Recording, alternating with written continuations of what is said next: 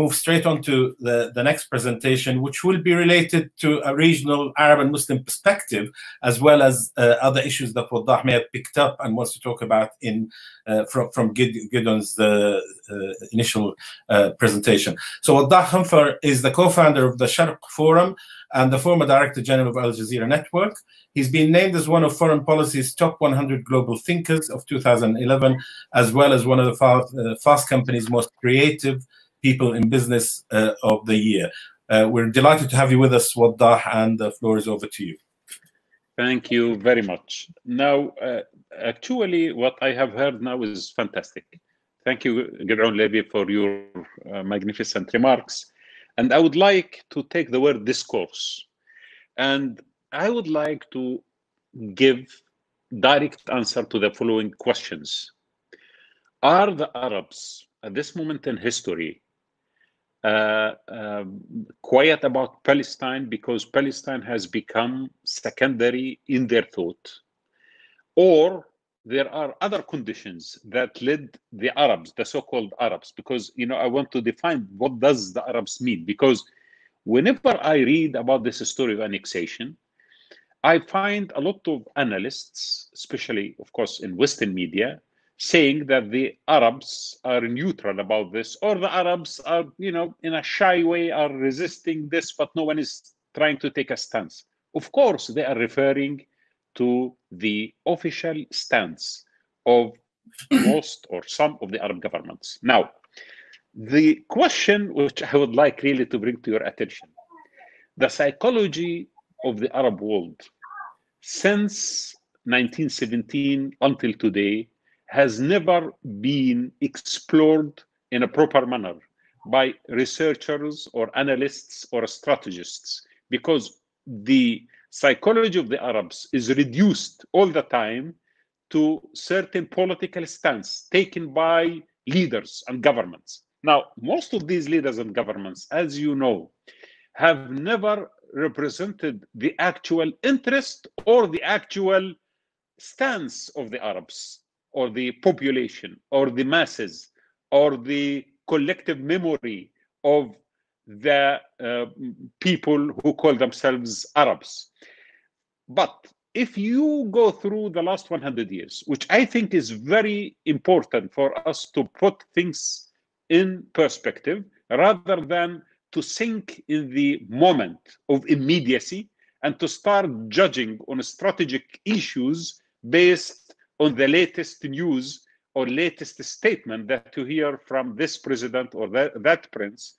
If you take the last 100 years and you study, as I did, which I'm really trying to study this systematically, the core issues that form the psychology of the modern Arab societies, I could not find but Palestine at the center of it, because I can't see what could bring the eastern part of the Arab world and the western part of the Arab world, the northern African part, but the issue of Palestine. I can't see exactly how the political institutions or the social institutions or even the religious discourse during the last 100 years is uniting or unifying the Arab world if Palestine was not part of it.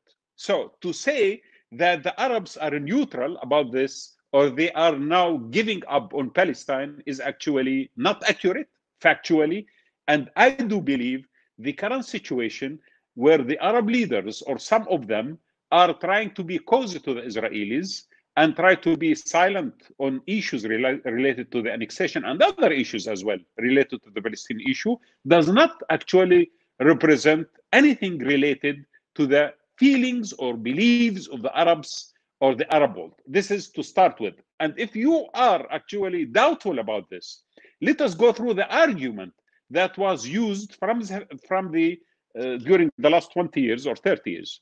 The first argument actually was used by Henry Kissinger with Anwar Sadat when he was trying to convince Henry Kissinger. Henry was trying to convince Sadat to visit Israel in 1979, and he told him, I am a Jew and I know the psychology of the Israelis. The Israelis would like to feel secure, and because they would like to feel secure, give them that feeling of security. Then they will give you everything that is reasonable within the framework of proper, balanced security of the state of Israel. This is why, according to Mohammed Hassanin Haikal, who documented this kind of conversation, of course, the Sadat visited, of course, many other reasons, but Sadat visited Israel. Now, think back, 1979, of the hope of starting a process of peace with the state of Israel by recognizing that, of course, most of the Arab countries refused that then, but most of them after that became willing to do so because of the Arab initiative. What was the result of that? Every time the Arab official stance is taking a stance positively towards the peace or normalization with Israel, the Israelis take another stance that forces people to re-examine their first stance. Now, Camp David was signed. And then after that, we went into Madrid, we went into Oslo, we went to Annapolis, we went through a lot of negotiations about the so-called peace process. But every time we find that the concept of security of the state of Israel is redefining itself. Who should define the moment where everyone is satisfied about what Israel think about its security? Today, the Israelis are trying to annex the Jordan Valley. And of course, security is important. Within that, the narrative of security, the discourse about security is the most important issue. But if the Israelis do that, will they feel secure enough after that to be at peace in this region, to accept that they are in the region and of the region and part of the region, and they would like to be part of the social and cultural fabric of the societies in the region, and then they will really live in this region, to stay in this region as part of it? Or tomorrow again we are going to find another excuse to redefine the consequences of the security of Israel and then move forward? It seems to me that Israel is behaving right now as a citadel on a top of a mountain, trying to watch over the entire region to make sure that there is no tendency towards independence or towards democracy or towards centered decision of interest that this region could take, because this could might threaten the concept of self-defined concept of security of Israel. So basically, even if the Arabs do accept the Israelis, where does this concept of security lead us, and how the Israelis are going to accept the Arabs as well? This is number one. Second, which is important, a lot of Arab leaders, in defining or justifying the idea of being cozy to the Israelis, were telling us, okay, let us concentrate on development, on democracy, on creating much more prosperous economies in our countries. Please look around us. From when we started this process until today, are we more prosperous today than when we when we were not on good terms with the Israelis? Is Saudi Arabia today, as under Mohammed bin Salman, more free or democratic or prosperous or promoting stability in the region? Is Egypt under Sisi, who is very close to the Israelis, is much more prosperous than before? Is any other country that has approached the Saudis in order to, the Israelis, in order to create that kind of positive approach, did they gain? So basically, the Arabs are not stupid. I mean, okay, DNA does not prove in any way that we are stupid people or we forget. Actually, we love history. We live in history sometimes too much. I mean, sometimes I'm critical about that. But to tell you the truth, yes, we may not act immediately. Yes, when there is annexation, maybe people will not march in the streets as they don't march in London or Paris or Washington when they would like to march. But this, people take notice of it.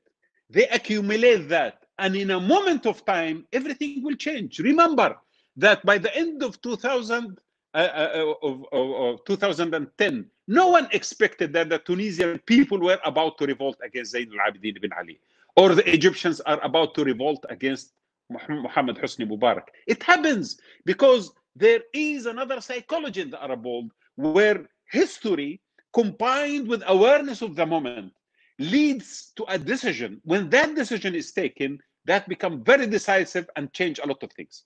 The second point, which I would like to conclude with, is the issue of the region. Is the region right now going to accept Israel within the current situation, this administration and any other administration that does create a hype about security, try to dominate everyone else, and to define the rules of international, even international law in our region and in the world? Is this viable? Can this continue? Of course it cannot continue. It's not viable. It could continue right now because of the current situation that we are in, because we are overloaded by issues of domestic problems in our countries and the shift in international power as well. This could happen, but until when this could continue to exist, and until when the world could be tolerant of this situation that we are in? Why on earth should the world take a stance against Russia that annexed Crimea while they cannot take a stance against Israel? If we are going to follow the Israeli way of thinking about the international law, everything we know about stability and security of this world will actually collapse, and we are going into a jungle law. Then the very last one, I can tell you something important about the Palestinians. We have been unfortunately led by people who had that kind of feeling that they would like to be acknowledged and recognized and seen next to those who defy their narratives. The most important target during the last 30, 40 years of our Palestinian leadership was to take photo opportunities in the White House, photo opportunities with other international powers, regardless of the concessions that they are going to give to the Israelis, until we found ourselves without anything to give. Now, why do we need that kind of narrative? Why the Palestinian leadership is obsessed by being recognized by the international society without giving them any substance? I think the time has come for the Palestinian people to redefine a new narrative and to lead like everyone who has fought and struggled for freedom in the world. This needs strategic patience, determination, and consistent endeavor in order to achieve your final target, which is based on the values of equality, on justice, on freedom, and also on creating a viable situation that we can all live in. All, I mean all, who live between the river and the sea. But this narrative, which has been dominant for the last 40 years, has collapsed, and is going to collapse even more, and it's going to be obviously, not at all seen by anyone. Even those who created and designed it, the two-state solution, I mean, it can never succeed. So therefore, we need a new narrative. We need new alliances. We need to quit from this feeling to be seen on this panel and that panel, and to be now hand in hand with those who fight for freedom anywhere in the world, with Black Lives Matter, with those who fight for freedom in Latin America, with those who fight for equality in Africa, with those who are fighting for social justice in Europe, with everyone, wherever he is, whatever culture he has. We need to unify ourselves. We, the Palestinians, have the best narrative to tell to the world. But unfortunately, we have not been represented properly in any international forum or by leaders, the official stance, on all parties, by the way.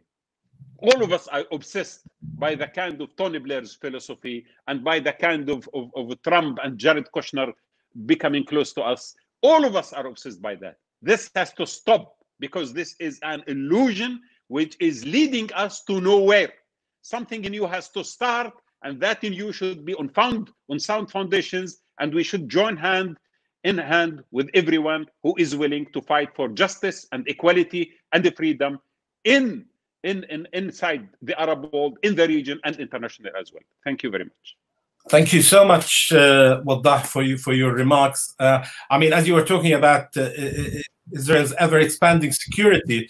I mean, Netanyahu has declared that effectively Israeli security, or if you like, there's a security annexation of the whole of the land from the river to the sea, because whatever happens, even if the Trump plan were to be implemented, the Israelis would still be able to go into the so-called Palestinian cities and enforce security, if you like.